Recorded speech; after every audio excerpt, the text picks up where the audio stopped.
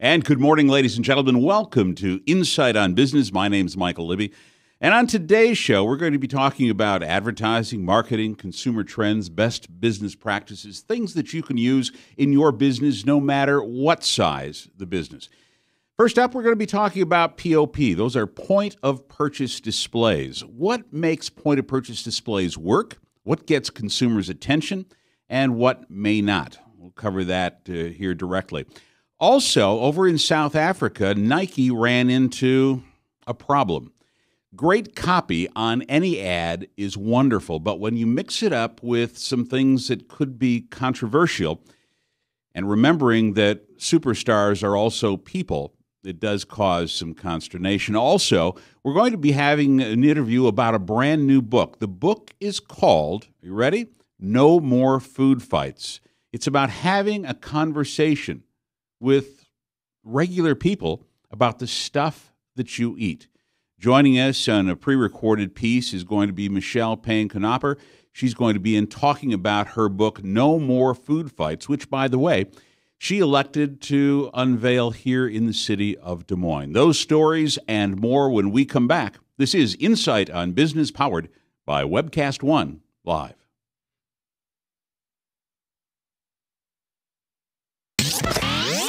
From the RE/MAX Real Estate Concept Studios, this is Webcast One Live. You want your tax return done quickly and accurately so that you can get the maximum tax refund. And our friends at FWRSA in Clive understand this, and they're here for you right now. Between now and April 15th, the staff at FWRSA are welcoming walk-ins until 9 p.m. each Tuesday evening. Walk in or call for an appointment. Don't wait until the last minute. We've used the professional staff at FWRSA for the past several years, and we've always been impressed. That's FWRSA, working hard for you until the cows come home.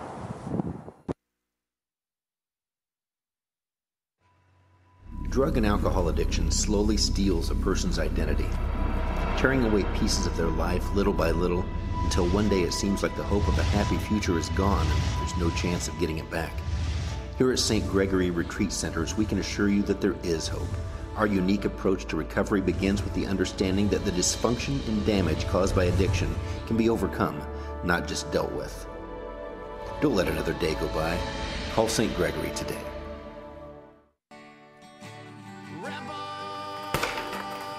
Fight the good fight on a Rebels Cause Radio, Thursday evenings at 8 p.m. Central Standard Time on a rebelscause.com.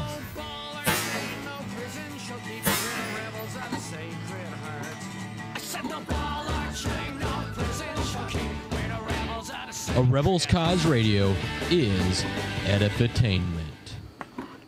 Drink, dance, party. Kitty's is the ultimate dance club in Des Moines. A huge dance floor with room to move, 3 bars to keep your drinks full, and kickin' DJs playing all your favorite dance music. At Kitty's, we've always got your birthday party planned with Birthday Fridays. That's right, when your birthday rolls around, there's only one place to go. Gather up your friends and head to Kitty's, where you drink free on the Friday of your birthday week. Find out more about Birthday Fridays at kittiesusa.com. Kitty's, all kinds of people, all kinds of music, all kinds of fun. Whether you're 10, 25, 50, 80 years old and beyond, everyone needs to live within their means. I'm Tom Coates with Consumer Credit of America. For almost a quarter of a century, we've helped people of all ages learn to manage their personal finances to benefit them far into the future. When problems arise, we've got the experience you need to make those debt problems go away. Got financial problems? Call Consumer Credit of America. From the RE/MAX Real Estate Concept Studios, this is Webcast One Live. Ladies and gentlemen, welcome back to Insight on Business. We're about 10 minutes past, or 10 minutes until the top of the hour. Arithmetic and math. I didn't go to private school, so, and I wasn't homeschooled, so I sometimes fail. This is Insight on Business, powered by Webcast One Live. Thanks so very much for coming by. We certainly do appreciate it. We're going to be talking about point-of-purchase displays. Those of us in the advertising and marketing business know point of purchase by its acronym, if you will, POP, point of purchase displays. And what I want to share with you is a couple of things. One is about visuals, and the other is about copy. Now, what are point of purchase displays used for? Well, obviously, they're to get a consumer to take a look at your product or service while they're in the store, whatever that store might be. And so it denotes a point of purchase. In other words, we hope as a company that you're going to purchase the goods or services of another company if you see the point of purchase display. Pretty simple, and it's been around for a long, long time, but it's more than signage. Point of purchase displays have got to somehow invoke the company brand, as well as be, and this is going to be sounding very odd to you, also be entertaining in some way. Some way show people what it is that you're about to try to sell them. Now, I've got a couple of examples of what we think works and what doesn't work. And I'm going to tell you right out of the gun, one of these images that you're about to see, we did. We don't think it works real well, but sometimes the client says, we want you to do X, Y, and Z. We oppose that, and then we go ahead and sometimes do it anyway. So you just like doctors, not everybody will take the advice of the people at an advertising agency. I want to show you, this is for a dog food. Now, this is a guy. No, that's the wrong one, Ryan. I'm sorry. This is for a dog food. This is an image of a guy sitting. Well, okay, let's talk. I got to get this. There you go. Thank you, Ryan. Here you go. This is a trainer. Now, obviously, you know, it's not a bad photograph. We got a couple of cool dogs there, Labradors. Everybody loves a lab. Some of the most amazing animals. But this is a point-of-purchase display that goes in stores. Now, the only problem with this, and one of the things that we talked to about with the client, was that this piece doesn't really say anything. You don't know who in the hell the trainer is, right? You got a couple of dogs. Who are the dogs? He's sitting on some stacks of pet food. But what else? And so when you use something like this is a point-of-purchase display. Obviously, he's a very successful trainer. You take a look at the background, you see all the medals and the awards and the things like that, but it really doesn't speak to why, okay? Maybe you can get the inference that if you have a Labrador and you have this food and you train dogs, but that's a lot of work. That's just a lot of work, and so there's nothing really memorable about this. This is a very famous trainer. I think he's in South Dakota or Nebraska, and trains hunting dogs. Meanwhile, let's take a look at another one that we did for this same company. This is for dog biscuits, and this is a point-of-purchase display that we just used a photograph and several words. And underneath the photograph of the dog looking quizzically at the camera, it says, "What do you mean we're out of biscuits?" And so the entire thing is designed to say, okay, hey, look, the dog must like it, or that gives the dog a personality. And you see it's a point-of-purchase display. It's got the little sunburst down there that gives you the idea of how much some of these premium biscuits, a healthy treat, are. Very few words, but it conveys some kind of action, at least. You know, it's a healthy treat, and the dog is asking, begging, if you will, about those premium biscuits. Here's one for the Alaska fishing industry. We liked this a bunch. Now, I was in a local grocery store the other day and came up on this. And not only is this a great use of a visual image, but it's also a fantastic use of excellent copy. All right, this was put out by the Alaska Fisheries Marketing Institute. And the text says, before you cook up a storm, we weather one. And, of course, we've got this fisherman, and we got the storm, we got the ice, and we got the gulls, and we got the fishing nets and the whole thing. And it shows that this is wild-caught, sustainable wild Alaska seafood. Gives us several messages, okay? First of all, it's a great copy line. Before you cook up a storm, we weather one. Nice copy. Great image.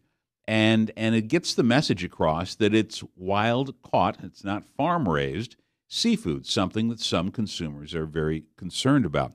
So there you go. There's 3 examples of point-of-purchase displays Some work and some don't work so much. But here's 3 things we want you to remember, okay?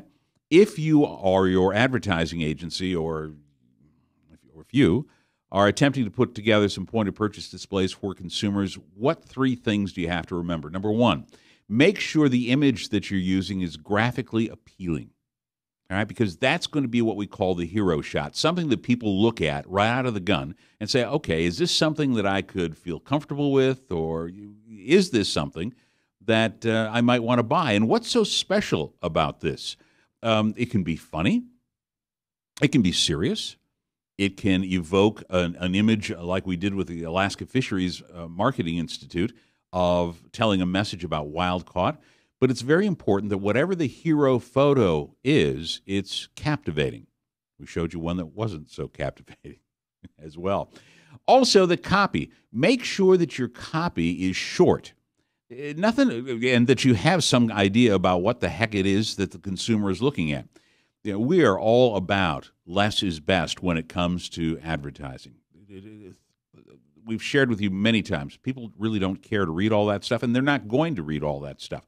Keep the copy short and succinct, and you're going to find that most people will at least connect with the copy and have a moment or two, which is all that they really have when they're looking at it, to read it. And number 3 is make sure that whatever it is matches what your product or service is and tells a bit of a story in copy and in the image, okay? So 3 things. Make sure the image is compelling. Make sure the copy is short and understandable and projects a message. And 3, that whatever that point-of-purchase display is, that it matches whatever your brand happens to be. 3 things to think about when you're doing a point-of-purchase display, billboards, whatever it happens to be out there.